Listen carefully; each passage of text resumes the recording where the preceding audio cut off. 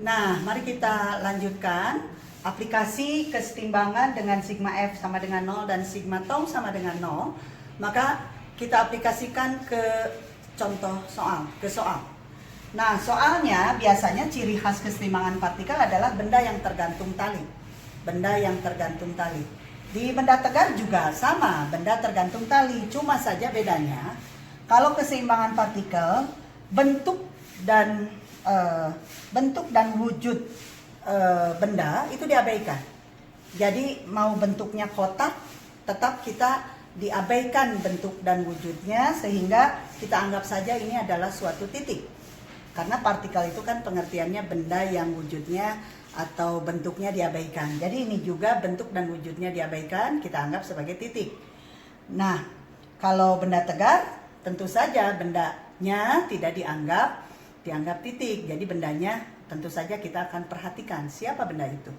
Nah, kalau di kesetimbangan partikel ini diaplikasikan pada benda yang tergantung tali, maka kita lihat dulu sebelum kita mengerjakan dengan beberapa cara.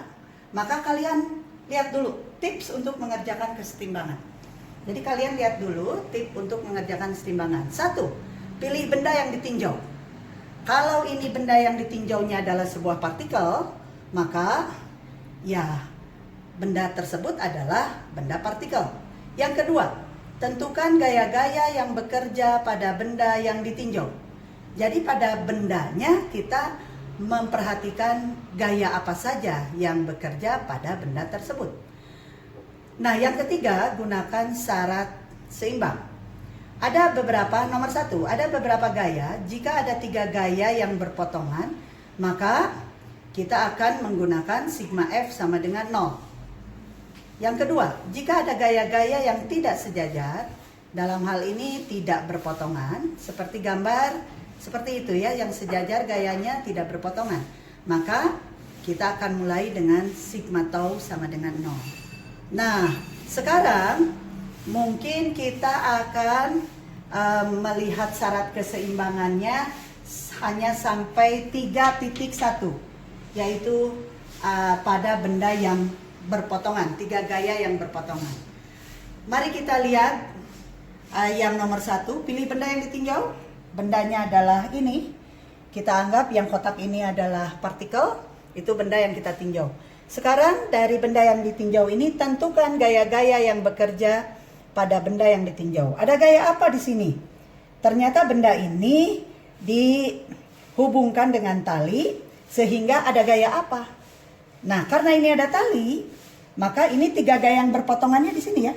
Ini 3 gaya yang berpotongannya di sini, di daerah sini. Maka seperti yang pada contoh-contoh yang lalu, kenapa gaya tali itu arahnya ke sana? Kenapa gaya tali ini arahnya ke sini? Karena kita tahu bahwa gaya tali itu senantiasa menarik benda. Jadi ini ada titik potong di sini, jadi tali ini menarik titik potong di sini. Jadi arahnya seperti ini. Begitu juga yang di tali 1 ini, yang ini. Gaya talinya menarik ke arah sana karena dia menarik yang ada di sini, di 3 titik yang berpotongan. Ini tiga gaya yang berpotongannya di sini. Ini mau diginikan boleh. Ini ke ataskan boleh. Mau ini disebut T3 boleh. Di mana T3 karena ini ke sana, T3 ini ke bawah, itu sama dengan W, boleh.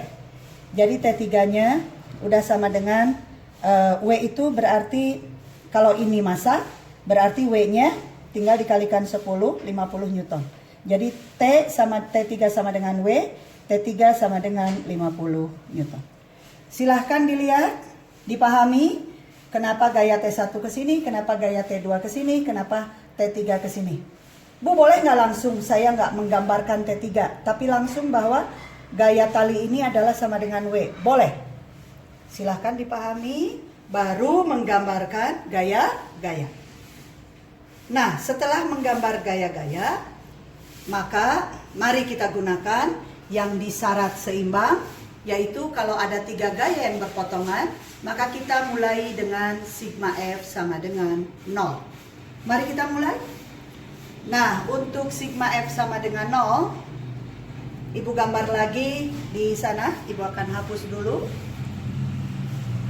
Mudah-mudahan ini kalian nanti bisa dipahami ya. Ibu hapus karena untuk menjawab cara 1. Jadi, untuk menjawab keseimbangan partikel ada beberapa cara. Cara 1 yaitu dengan yang tadi tertulis di sini, yaitu dengan sigma F sama dengan 0. Ibu gambarkan lagi. Ini ada T1, kemudian ini tegak lurus, ini ada T2, berarti ini 90 derajat, dan ini ada T3 yang sama dengan 50 Newton, sama dengan ini 50 Newton. Nah, kalau kita menggunakan sigma F sama dengan 0, maka ini kita uraikan seperti dulu waktu kelas 10 kalian belajar vektor, menguraikan vektor. T2 gaya tegang tali, berarti vektor. Maka ini bisa kita uraikan. Kalau ini tadi di sini 60 derajat, ini tadi 30 derajat, maka di matematik kalian semoga masih ingat tentang sudut. Kalau ini 60, maka yang berseberangannya ini 60. 30 yang berseberangannya juga ini 30. Mari kita uraikan.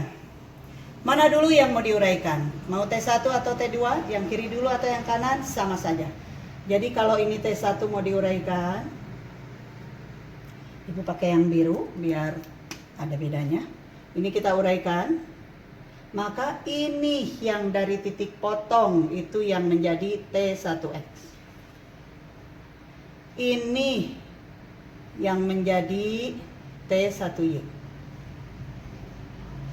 Ini Ibu ke ataskan sedikit biar nantinya tidak menumpuk gambarnya. Ini adalah T2.